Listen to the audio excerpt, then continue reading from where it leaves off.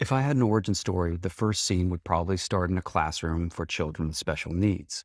That's where I spent a lot of my time in school. What seemed easy for others was impossible for me. I felt distracted, disorganized, overwhelmed. And when we feel this way, things tend to go wrong, which in my case just exacerbated my anxiety and self-doubt, which led to more things going wrong.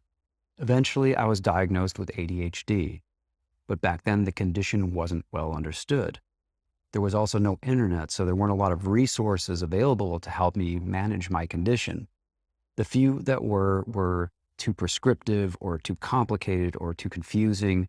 None of them worked the way that my mind worked. So I started designing my own techniques in the only tool that I had available to me at the time, a good old-fashioned paper notebook. Over the years, I've tried many things, most of which didn't work, but every now and again, something did. Piece by piece, and through a lot of trial and error, I started to assemble a toolkit that helped me become more focused and productive.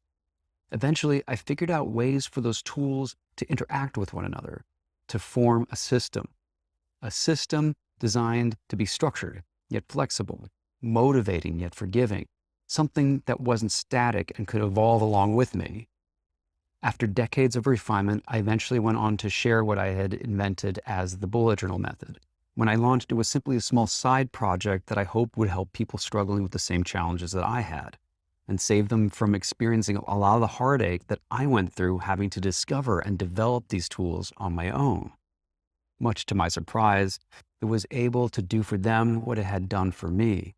The bullet journal method has gone on to help people around the world lead more productive and intentional lives, not because of what I taught them, but because of what people learned about themselves in the process of bullet journaling. That's what makes bullet journaling so special. It provides a practice to help you cultivate more self-awareness and a system to help you put that insight into action. I created this class with the hope that you'll see just how much power you can have in shaping your own life simply by paying more attention to it, using little more than pen and paper.